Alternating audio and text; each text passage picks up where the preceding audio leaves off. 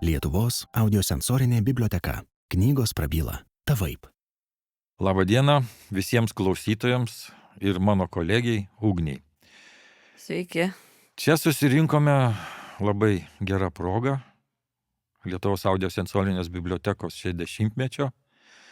Gal iš karto pradėsiu nuo palinkėjimo bibliotekai, kad jinai sulauktų dar didesnių jubiliejų, ypač 100 metų, kad plėstų savo skaitytojų ratą, neatsiliktų nuo informacinių, kompiuterinių technologijų, žengtų su jomis žingsnis į žingsnį.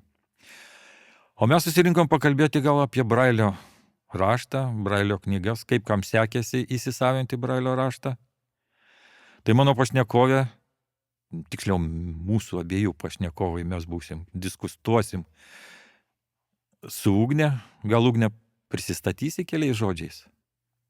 Sveiki dar kartą. Tai bibliotekoje aš esu vyresnioji specialistė tiflotyrai ir čia aš skaitau Brailio rašto korektūras, taip pat vedu ekskursijas po tiflo ekspoziciją, rengiu įvairius informacinius straipsnius į tinklaraštį apie regos sutrikimus ir į garsinį žurnalą Neregiai pasaulyje.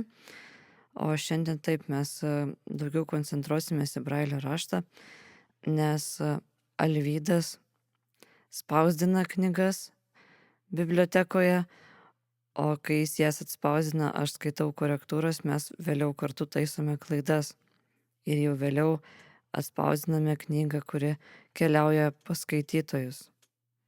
Čia jau Ugnė aptarė mūsų jau detalų darbą. Aš ją norėčiau geriau paklausti pradžiai, kaip jinai pradėjo mokytis Brailio raštą, kiek kelių metų buvo, kaip sekėsi jai. Ir tuo pačiu klausimas, kokią pirmąją knygą išmokus skaityti pirštukais ji perskaitė. Tai darželyje būnant mes buvom supažindinti su Brailio mašinėle. Ten mums sakė, kad klavišus reikės spausti ne visus iškart, kad reikės spausti po vieną, po du, o kam to reikės, aš taip ir nesupratau, nes mano situacija buvo labai unikali tuo, kad aš iki 7 metų nesupratau, kad aš nematau, kad aš turiu sutrikimų regos. Ir tik tada, kai aš nuėjau į mokyklą, patyriau tokį šoką, nes pusė klasės pradėjo mokytis vieno rašto, kita pusė kito, ir aš tada suvokiau, kad aš skiriuosi nuo savo šeimos, ir tai buvo sunkus laikotarpis. Brailio raštą skaityti aš išmokau gan greit, per 2 mėnesius. Ir pirmoji knyga, kurią perskaičiau, tai buvo Vilkas ir 7 ožiukai, bet tai buvo dar senuoju raštu. Aš iškart išmokau tiek modifikuotą raštą, kuris jau nuo 2000 metų naudojamas, tiek senesnį, kad galėčiau daugiau knygų perskaityti. Išmokau rašyti ir su Brailio mašinėle, ir vėliau su grifeliu ir lentele. Džiaugiuosi, nors dabar jau šios priemonės nėra naudojamos, bet vis tiek, kuo daugiau moki, tuo gyvenime lengviau. Ir niekada nežinosi, kada gali prireikti. Nes pavyzdžiui, su grifeliu ir lentele yra labai patogu užrašus ant įvairių prieskonių pakuočių pasidaryti ir panašiai. Tai Alvydai, aš norėčiau tavęs paklausti, koks tavo santykis su Brailio raštu, nes tavo istorija yra visiškai kitokia. Mano istorija taip kitokia, kadangi iki 15 metų aš iš vis neįsivaizdavau, kas yra Brailio raštas. Aš iš vis nežinojau, kad yra neregiai Lietuvoje. Tai 1975 metais tik tai pamačiau juos ir pamačiau tą Brailio raštą. Man jis nebuvo reikalingas, jo nesimokiau ilgai dar. Tol, kol pažemėjo regėjimas iki visiško nulio. Bet mano klausimas, Ugne, tau būtų gal įdomesnis. Kokia sunkiausia raidė buvo išmokti rašyti? Sunkumas rašant priklausė nuo to, kiek taškų turi raidė. Kuo jinai turi taškų daugiau, tuo man buvo ir sunkiau. Tai jeigu kombinacija ten iš 1, 2, 3 raidžių, dar lengviau, bet jeigu iš 4, pavyzdžiui, Z raidė, tai aš ją vienintelę pamiršau, grįžus jau po vasaros atostogų, tai buvo vienintelė raidė, kurią buvau pamiršus, kaip rašyti. Čia reikia suprasti, kad išspausti tas raidės sunku buvo, o su pirštais užčiuopti, kurią sunkiausia? Irgi taip pat, kuo daugiau taškų raidėjai, tuo ilgiau ir vyksta ta analizė raidžių. Tai irgi jeigu iš 4 taškų raidė jau iš pradžių išmokus skaityti jau reikdavo pagalvoti. Ir mes mokykloje turėjom netgi tokią užduotį, buvo parašytas žodis namelis ir jisai vienas dalykas, jisai netrumpas ir pirma raidė iš 4 taškų. Tai irgi aš jį perskaičiau, bet užtruko, kol perskaičiau.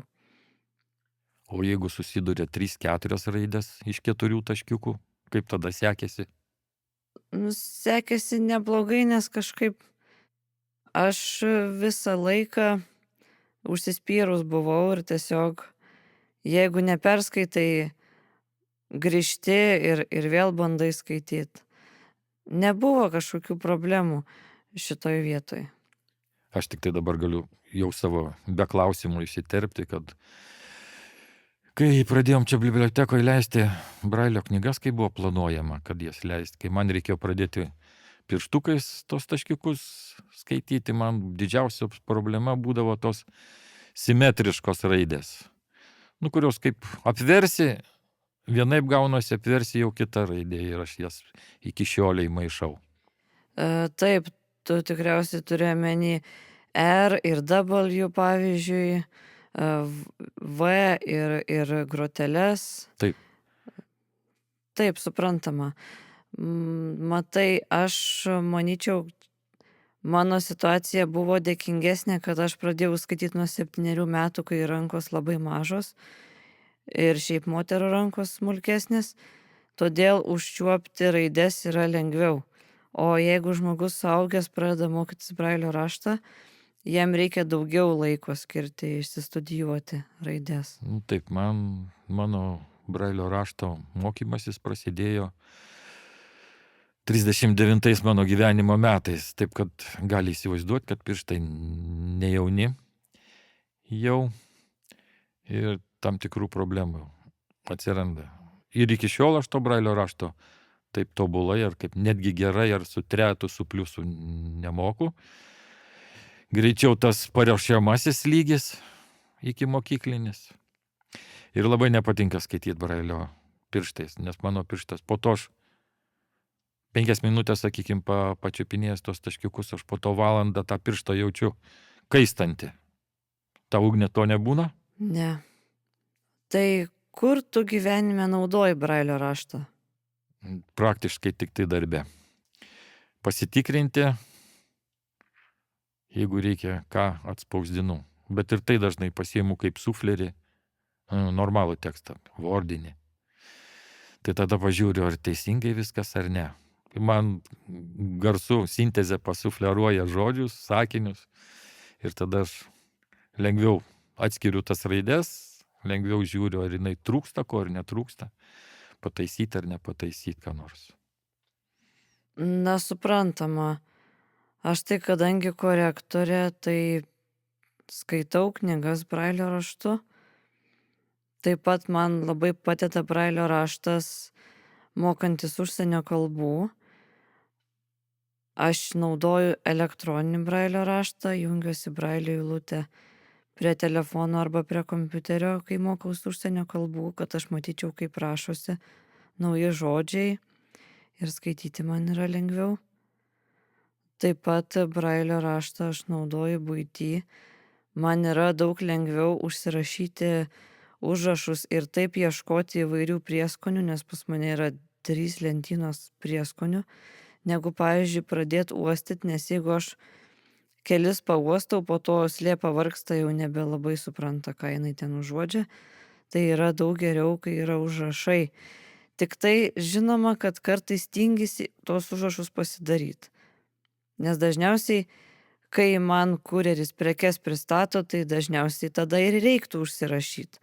O paskui būna susikaupia visa lentyna ir tada ten bandai užsirašinėti. Tai irgi negeras įprotis. Taip pat brailio raštas man dar padeda ir aplinkos pritaikyme. Liftuose, kai yra skaičiai brailio raštu parašyti. Kartais ir kai kuriuose įstaigose yra prie kabinetų durų užrašai brailio raštu, bet Lietuvoje tai yra retenybė. Dabar dažniau mes brailio rašto užrašus galime rasti muziejuose, aprašai įvairių eksponatų būna pateikti brailio raštu, kas labai džiugina. Ar tu, Alvydai, kur nors aplinkos pritaikymę naudoji brailio raštą? Savo namuose, savo buityje ne, bet man yra tekę vaikščioti po kai kurios miestus, tai buvo rasti labai įvairios kokybės ir labai gerai ar blogai padaryti tie brailio taškiukai ir brailio užrašai. Man, pavyzdžiui, patiko Molėtų centrinėje aikštėje pastatytas to kvartalėlio, tos aikštės maketas ir ten buvo brailio užrašas. Jis labai gerai padarytas, nei per dideli, nei per maži tie taškiukai, lauko sąlygom jie labai patogus ir patogiai gana taip išdėstyti juosmens lygyje, kad gali prieiti ir paskaityti. Ir tas maketas labai patogus, tiesiog nameliai, bokštai, aikštė, takeliai, viskas parodyta. Tai tik tai ten Palangoje esu matęs, pasižiūrėjau, prastesni taškai, dar kažkur nepamenu daugiau. Tiek spausdinant brailio raštą ant popieriaus, tiek lauko sąlygomis yra tam tikri reikalavimai. Tam tikri reikalavimai taškiuko aukščiui, tam tikri reikalavimai atstumui tarp raidžių ir pačioje raidėje, kadangi raidė užima tokį langelį 6 taškelių, tai pačiame langelėje tarp taškelių atstumas irgi turi būti išlaikytas. Popierėje tai ten būna iki 0,8 ir iki 1,2 mm taškelio aukštis, atstumų nepamenu. Lauko sąlygomis tai turėtų išplėsti, proporcingai išplėsti jį ir į plotį ir į aukštį tie taškeliai. Taip pat ir jų atstumas pačiame langelėje, pačioje raidėje. Neturėtų būti taškai aštrus, sužeisti pirštą, arba kažkaip kliūti, toks pašerpetyje. Ir neturėtų būti jie tokie, kalvelės tokios visiškai, kad jinai aukštesnė kalvelė, bet jinai toks į tolygiai pakyla, tolygiai nusileidžia. Toks ryškus pakilimas, ryškus nusileidimas. Ugnė gal dar papildys. Čia tiesiog būtų patarimas, siekiant kažką kokybiškai brailio raštu užrašyti, tiesiog konsultuotis tiek su mumis, tai yra su Lietuvos audiosensorinė biblioteka, tiek su Lietuvos aklųjų silpnaregių sąjunga. Aš taip pat labai džiaugiuosi, kad pasaulyje, taip pat ir Lietuvoje, labai daugėja taktilinių maketų. Mes turim ir prie arkikatedros Vilniuje turim maketą, turim ir Rotušės maketą 3D formatu, turim Nacionalinės dailės galerijos maketą. Užsienį teko liesti įvairių maketų tiek Liepojoj, tiek Krokuvoj, Varšuvoj ir Vokietijai daug kur. Tai yra džiugu, nes tai tikrai labai padeda susidaryti vaizdą apie architektūrą. Aš gal pridėsiu čia, Ugnė, apie maketus. Man gana daug teko apsilankyti tokiose vietose, kur yra medinės skulptūros ir jas galima paliesti, apčiupinėti gana laisvai. Aš galėčiau paminėti Lietuvoje tik tokias vietos, kaip netoli Palangos esantis HBH pramogų parkas. Ten yra daugybė statulų iš medžio, iš akmens, iš geležies. Netgi kaip treniruokliai įrengti. Tai ten aš kiekvienais metais apsilankau ir apžiūriu jų stovį. Briedis yra labai jau sugedęs, reikėtų naujo. Vilkai paremontuoti, parestauruoti. Nu ir dar ten kai kurių dalykų. Bet ten yra labai gerų. Aplankyti neregių ir pažiūrėti netgi įdomu. Kita vieta yra Juodkrantėj Raganų kalnas. Labai įdomus dalykas. Su velniais lošiau kortom ant Raganų kalno. Daugiau šalia Šventosios esantis lietuvių etnografijos parkas. Ar tautosakos parkas kažkaip vadinasi. Ten yra visokie dievai. Iš medžio viską galima paliesti. Yra ir pasportuoti, ir užlipti į bokštelį. Bokštelis gal nelabai aktualus neregiui. Įspūdingiausia drožta statulėlė buvo, kai velniukas ant lieptelio pusiau užpakalį atkišęs tokį nuogą ir kakoja į upeliuką. Tai ten atsigulęs ant to lieptelio. Ugne, gal tu turi kokių statulų ir tokių medžio raižinių ypatingų mačiusi? Būtent statulų gal ne. Čia geros labai tavo rekomendacijos, bet paminėjęs, kad su velnių lošiai kortom, tai man priminiai, kadgi mes turim brailio žaidimų. Tai pavyzdžiui, aš turiu domino ir turiu kortas irgi brailio raštu ir visą tai galima įsigyti dabar jau Europos Sąjungoje. Tai yra džiugu, kad ir tų žaidimų daugėja visiems prieinamų. Taip pat netgi Lietuvoje mes turim 3D Creative įmonę, kuri yra pritaikiusi lietuviškam Scrabblui, pritaikiusi brailio raštu šį žaidimą. Čia toks žaidimas, kur iš įvairių raidžių reikia bandyti sudėlioti žodžius. Tai va. Ir aš manau, kad ateityje tokių dalykų vis daugės.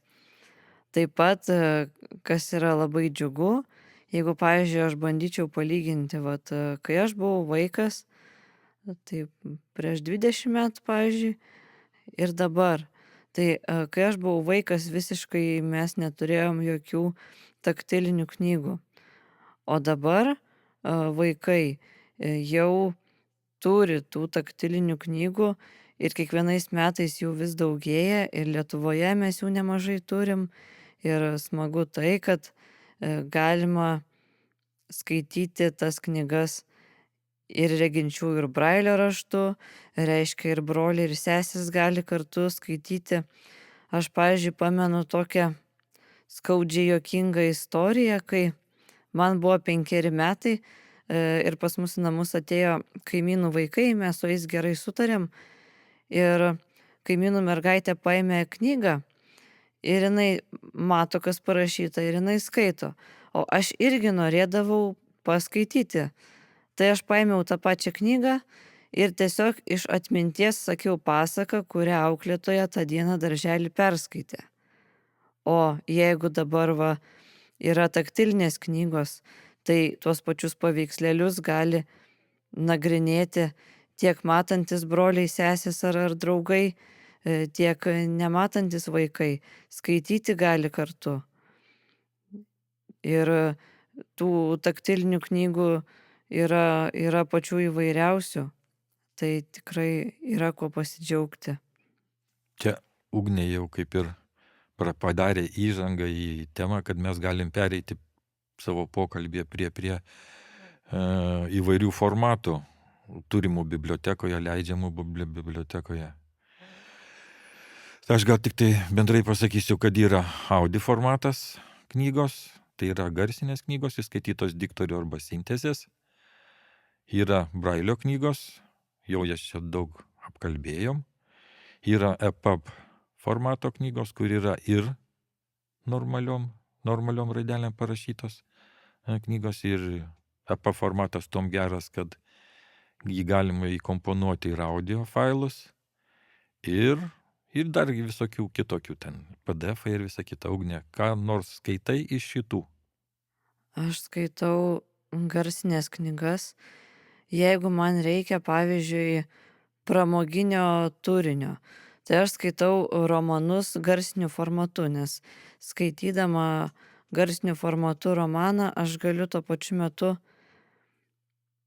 ar namuose tvarkytis, ar gulėt pliaže, bet ką veikti, nes rankos laisvos. Jeigu man reikia rimtesnio turinio, mokslinio turinio, aš skaitau elektroninės knygas, tai yra PDF arba EPUB formatu knygas, nes tokiu atveju aš galiu iš karto konspektą rašyti kompiuteryje ir galiu prijungus brailio eilutę, šitais formatais skaitydama galiu iškart ir brailių pasiskaityti, jeigu man, pavyzdžiui, reikia kažką įsiminti, nes mano atmintis nėra girdimoji. Aš turiu taktilinę atmintį, aš blogiau įsimenu, jeigu aš tik tai girdžiu ką nors. Tai tau bent tas gerai, kad turi liečiamąją tą atmintį. Aš neturiu nei girdimosios, nei liečiamosios. Mano atmintis buvo regimoji. Prisimindavau, kai skaitydavau knygas, kitas iki netgi ir po ilgo laiko prisimindavau, kad man patikęs teksto gabaliukas buvo toje puslapio pusėje, lyginiam ar nelyginiam puslapį, ir ten buvo parašyti, būdavo labai lengva susirasti. O kokias tu knygas skaitai, kokiais formatais? Aš anksčiau galvodavau, kad regimojo atmintis gali transformuotis į liečiamąją. Pasirodo, ne? Šito aš neturiu patirties. Mano nesusijungia. Pas mane šitas nesusijungia. Šiaip skaitau dažniausiai knygas audio formatu ir tiek įrašytas diktoriaus, tiek jau tada kompiuteriu su sintezatoriaus pagalba. Gal Ugnė, aš dar pasakysiu, kad tavęs paklausiu, kokiais prietaisais naudojas arba kokiom sistemom. Online skaitai, į grotuvėlį įsikeli, su telefonu naudojas. Aš tuo pačiu pasakysiu, kad man patogiausia yra kompiuteriu parsisiuntus, ar tai filmą, ar tai knygą, arba jeigu jau nėra šalia kompiuterio, tai įsikeliu į grotuvėlį. Ta, kurį galima nešiotis bet kur, be jokio interneto ir bet kurioje vietoje. O kaip tu? Jeigu aš skaitau audio knygas, tai aš jas skaitau tiesiai iš Elvis programėlės, telefonu skaitau, nes man reikia judėti skaitant. Aš ir šiaip negaliu išbūti ilgai ramioj vietoj. Tai aš taip skaitau garsinės knygas. Jeigu man reikia kažko mokslams, aš skaitau per kompiuterį, kaip ir sakiau, PDF arba EPUB knygas.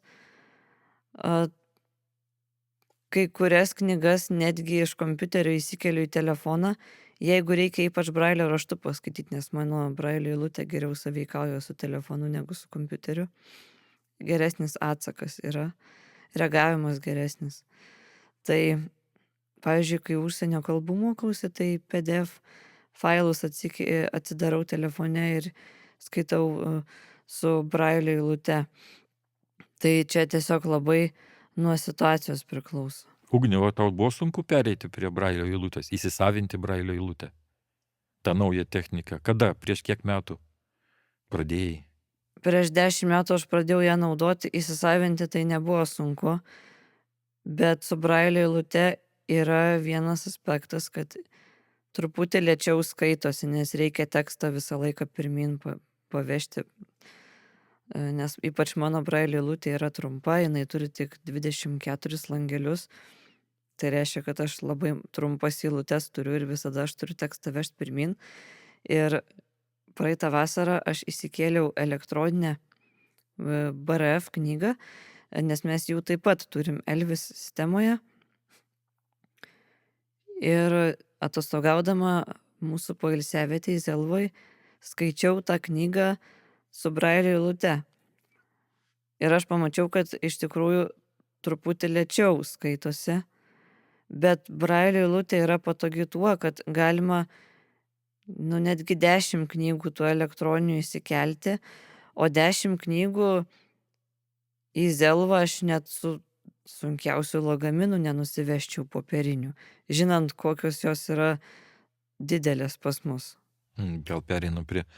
Taip, brailio knygų apimtis smarkiai padidėjo, smarkiai išsipučia palyginus su spausdintų tekstų knygomis. Ir mūsų atranka, kai spausdinam, kai atrenkamas spausdinimui brailio knygos, vienas iš kriterijų yra knygos dydis, knygos apimtis. Nes įsivaizduoti, kad žmogus ateis į biblioteką ir pasiims vieną pavadinimą, o jo apimtis yra 10 brailio knygų, tai reikės 2 kartus jam ateiti, kad paimti tą vieną pavadinimą. Tai geriau parinkti knygas iš 2, 3, 4 brailio knygų, kad jos bent tilptų į krepšį vieno apsilankimo metu. Apie kitus kriterijus čia gal nebūtina kalbėti, kokios knygos audio yra atrenkamos, kokios brailio knygos, pagal ką, pagal kokius kriterijus. O gal Ugnė daugiau nori apie tai? Aš tai galiu tik pasakyti, kadangi susijęs su tuom. Dažnas kriterijus buvo knygos naujumas, tai yra šių einamų metų, praeitų metų knygos laimėjusios kokius nors prizus, žinomų autorių knygos ir panašios. Kartais būna aktualumas, šių dienų aktualumas nusveria. Brailio raštų knygos nėra tokios populiarios ir taip labai daug ir gausiai skaitomas. Skaitytojų ratas mažėja metai iš metų. Ne taip stipriai mažėja, po vieną kitą žmogelį mažėja skaitytoje. Aš tik tai galiu pasakyti iš savo praktikos, kurios knygos buvo labai populiarios, kurios mane vargino tiesiog dienom ir savaitėm. Tai buvo Saulius Siparis Fortūno Kekšė knyga, kurios visi norėjo paskaityti, ir Nelė Paltinienė Tu ateik į pasimatymą. Brailio raštų Tu ateik į pasimatymą apie 700 puslapių, tai kai užsidedi, tai pusę dienos spausdintuvas. O jų skaitytojus norėjo ten po 7, po 10 buvo norinčių tą knygą turėti. Šita knyga buvo daroma pagal poreikį ir skaitytojo atiduodama ir jos nereikėjo grąžinti. Tai kai reikėjo spausdinti, sakykime, 10 egzempliorių Tu ateik į pasimatymą apie 700 puslapių, tai aš vargau. Bet čia jau mano bėdos. Dėl Paltinienės tai negaliu atsakyti, bet dėl Sauliaus Sipario tai sorry, nes prie to ir aš prisidėjau, nes aš parašiau postą Facebook'e, kad ta knyga yra labai gera, nes aš jos korektūrą skaičiau. Ir dar manau, kad daro įtaką keli faktoriai, kodėl taip nutiko. Tai vienas dalykas, kad šitos abi knygos yra apie labai garsius žmonės Lietuvoje. O antras dalykas, kad aš savo poste minėjau, kad Saulius Siparis tam tikrais aspektais yra susijęs su neregiais. Ir tikriausiai suintrigavo žmonės tai. Tikrai skaitytojų mažėja ir nežinau, gal reiktų įvesti tam tikrą tvarką, gal kažkiek laiko aš turėčiau parašyti postą Facebook'e, ar nebūtinai, kažkaip viešinti. Tai dabar, Ugnė, yra proga parašyti postą, kai perskaitysi apie universiteto biblioteką į visas istorijas. Ten tas 2 mažytės knygutės, jos turėtų būti labai turtingos žiniom, praplėsti akiratį apie universitetą, apie biblioteką, apie bibliotekos turimus tos unikalius leidinius, unikalius fondus. Galėsi parašyti. Taip, ten yra daug įdomių istorijų. O ar parašysiu, matysim, nes kažkaip jaunimą čia reiktų įtraukti, kad jaunimui būtų įdomu skaityti. Mažos knygutės palengvintų mano darbą, nors ir daug jų būtų. Taip, jos yra nedidelės, tikrai tas yra labai patogu. Ir grįžtant tiksliau prie to, į ką mes dar atsižvelgiam, leisdami knygas, tai kadangi mes turim socialiniuose tinkluose garsinių knygų, tiksliau, taip, Elvis garsinės knygos ta grupė, man rodos, vadinasi, ir ten skaitytojai gali rašyti pageidavimus. Tai į tai irgi yra atsižvelgiama, ką jie parašo. Taip pat jie gali rašyti tiesiai bibliotekos darbuotojams, kokių knygų nori. Irgi Taip, yra reaguojama. šitie parašymai, pageidavimai yra pastoviai sekami. Nu, Ugne, mes pakalbėjom čia apie knygas, apie savo vargus aš papasakojau. Ugne, o tavo manimu, kodėl tiek jaunimas, tiek jau vyresnio amžiaus žmonės nebenori skaityti arba nebeskaito, sakykim. Kas per priežastis? Aš manau, kad įtaką daro išmaniosios technologijos, nes ir popierinės knygos reginčiųjų raštų yra dabar mažiau skaitomos. Tai automatiškai ir pas mus tie procesai vyksta, nes garsinę knygą skaityti yra daug lengviau. Vienas dalykas, garsinę knygą gali greičiau perskaityti, antras dalykas, garsinę knygą gali skaityti netgi dirbdamas sode, jeigu mes kalbėsim apie senjorus. Antras dalykas, mažėja žmonių, tiksliau mažėja vaikų, visiškai nematančių. Ir jie tikriausia, kaip dabar yra įtraukusis mokymas, netaip įsisavina, netaip įgunda skaityti brailio raštu, kažkur nutolę nuo Lietuvos teritorijoje. Ir tų brailio knygų jiems nepristato, ir pedagogų nėra, kurios rekomenduotų ir priverstų ir gerai išmokytų skaityti. Taip, dabar, pavyzdžiui, statistiškai mes turim 6 visiškai nematančius mokinius, kurie mokosi įtraukiai. Ir kažin ar jie moka brailio raštą. Ir pirmenybę jie teikia ekrano skaitimo programoms. Taip, jie turi konsultacijas, yra pedagogai, kurie moko brailio raštą, bet pamokų nėra daug ir tiesiog neteikia tam pirmenybės, todėl mokiniai vis tiek labiau naudoja būtent ekrano skaitimo programas ir kai kurie vadovėliai dabar yra elektroniniai. Pavyzdžiui, jeigu mano laikais visi vadovėliai būdavo brailio raštu, dabar atsiranda jau ir EPUB vadovėlių ir kai kurie patys skenuoja, naudoja PDF vadovėlius ir skaito juos su ekrano skaitimo programom. Ir kas tokiu atveju daros, tokiu atveju mažėja vaikų raštingumas, bet kita vertus šitą problemą jau gali išspręsti dirbtinis intelektas, nes yra diktavimo funkcijos, gali visą tekstą įdiktuoti ir dirbtinis intelektas visas klaidas ištaiso, bet ne visur yra sąlygos tą tekstą įdiktuoti. Pavyzdžiui, jeigu esi labai triukšmingoje aplinkoje, tai bus sudėtingiau.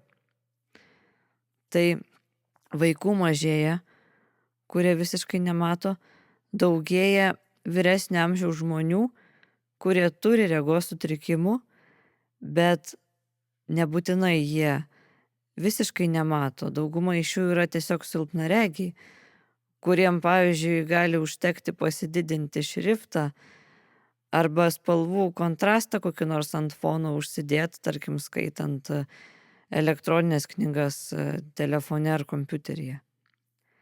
Ir todėl mes tokią situaciją su brailio raštu ir turim. Tai aš darau išvadą, vieną iš jų. Tai nors galima padaryti kelias. Pirmiausia, jaunimas neįgyja praktikos, neįgyja įgūdžių vadinamų. Ir gaunasi, kad jiems lėtas skaitimas, apsunkintas skaitimas, nervuojantis, kai lėtai skaitai. Gali neskaityti. Kita priežastis, kad atsiranda naujos technologijos, kuriomis laisvai galima pasinaudoti. Ir kaip tas brailio raštas, kaip jau yra, atkrinta.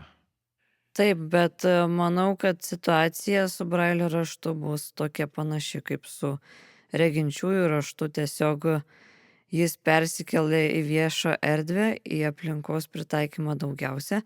Taip pat brailio raštas yra naudojamas tose pačiose išmaniosiuose technologijose. Pavyzdžiui, aš visas žinutes rašau savo išmaniuoju telefonu brailio raštu su integruota Gal, brailio Ugne, klaviatūra. gal plačiau apie tai, kaip telefonu rašai brailio raštu. Žinutės, kad jos ant ekrano ir kitam pasiųstam žmogui jau atsiranda kaip normaliai grafinės vaizdinės raidės. Atsiranda reginčiųjų raštu. Taip, yra specialios programėlės, ant ekrano man atsiranda 6 taškai, aš jų nejaučiu, tiesiog aš pamenu, kur aš juos pati susikalibruoju ant ekrano ir dėlioju ant ekrano kombinacijas. Vizualiai gali atrodyti, kad aš telefonu groju pianinu. Arba harmonika. Nu, taip, nes telefoną aš laikau tada taip į šoną pakreipus, tai tikrai atrodo įdomiai, bet aš tai prašau gan greitai, nes jeigu man reiktų kiekvieną raidę rankiot paprastoj klaviatūroj, tai tikrai užtruktų. O brailio raštu aš atmintinai žinau kombinacijas, aš greit jas parašau ir jos automatiškai iš karto konvertuojasi į reginčiųjų raštą. Tai aš taip ir eilėraščius užrašiniai kuriu telefone. Viską galima ten brailio raštu rašyti, apsipirkinėju, užsakymus visus darau, prekių pavadinimus, viską brailio raštu ten įrašau. Ir Tai- čia yra tas patogu toks rašymas telefonu, kad kiekvienas žmogus pagal savo ranką, pagal savo piršto ilgį arba pagal piršto plaštakos dydį gali susikalibruoti tos taškelius ant ekrano. Taip? Taip, nes žmogus pats daro kalibraciją ir tiesiog prisitaiko programa prie to, kokią kalibraciją jis padarė. Tai brailio raštas, jisai tikrai yra integruotas į technologijas. Aš neįsivaizduoju nei dienos be tos integruotos brailio klaviatūros, o dėl skaitimo Man tik tai vienas klausimas čia pakeliui. Įdomu, kiek va šitų besimokančių įtraukiai žino tą galimybę, kad telefonu galima susikalibruoti ir žymiai greičiau rašyti, negu ten ant tos klaviatūros telefono baksnuoti raideles, ieškoti ten. Ar daug žino? Tai kai kurie sužino. Tie, kurie yra aktyvūs socialiniuose tinkluose, tai vis tiek mesgi turim savo grupę Facebook'e, tai tie sužino. Ir tie labai aktyviai naudoja. Bet jeigu žmogus ten labai uždaras yra, tai jis ir nesužinos. Bet dauguma mano pažįstamų, kurie mokosi arba mokėsi įtraukiai, tai žino ir naudoja, arba tiesiog dar turi paaugt, kad galėtų naudot, tai vat pamatysim ateityje. Kokią populiariausią knygą, kokią geriausią knygą esi perskaičius brailio raštu? Aš prisipažįstu jau be klausimo savo, kad brailio raštu nesu perskaitęs nei vienos knygos, kadangi kol darau tą knygą Ugniai ir Vilijai, savo kolegiams, tai jeigu jinai man patinka, aš tada ją perskaitau jau su sinteze. Brailio raštu nesu perskaitęs nei vienos knygos. O Ugnė, kuri tau buvo labiausiai įsiminusi ar patikusi? Taip, yra tam tikros knygos, kur skaitai ir netgi perskaitai virš dienos normos, nes labai įdomi knyga, dar pradedi vakare vos ne 11 vakaro toliau skaityti, nes labai įdomu. O kai kurios knygos, kur vos perskaitai normą dienos, nes tikrai nelabai įdomu, bet čia kiekvienam žmogui skirtingai. Tai Sauliaus Sipario knyga buvo viena iš tų, kur tikrai skaičiau virš normos. Taip pat Gėlių kolekcininko duktė labai patiko knyga, jinai stora knyga, bet jinai irgi yra pagal poreikį spausdinama, tik aš dabar jau autoriaus nepasakysiu, nes prieš 3 metus skaičiau, ar prieš kiek. Buvo ir daugiau. Mūsų pokalbis gal jau priėjo prie pabaigos. Savo palinkėjimą bibliotekai išsakiau pokalbio pradžioje. Gal Ugnė turės įspūdingesnį, jautresnį palinkėjimą bibliotekai? Na, čia gal jau konkuruoti nereiktų, bet bibliotekai ateityje norėčiau palinkėti matyti daugiau jaunimo vaikštančio, 'Vaikštančio' koridoriais, daugiau jaunimo ateinančio į renginius, daugiau jaunimo tiesiog dalyvaujančio įvairiausiose veiklose. Taip pat, kaip tu ir minėjai, kad biblioteka neatsiliktų nuo skaitmeninės pažangos, kad eitų koja kojon su technologijų plėtra. Gal aš pridėsiu, kad išsaugotų kolektyvą labai gerą, aktyvų, kompetitingą, kad augintų kolektyvo kompetencijas, žinias. Toliau, Ugnė. Na, tiesiog taip pat gal ateityje būtų įmanoma, kad būtų galima bibliotekoje apsilankyti ir savaitgaliais, vakarais, nes taip tikrai jaunimo galima daugiau pritraukti.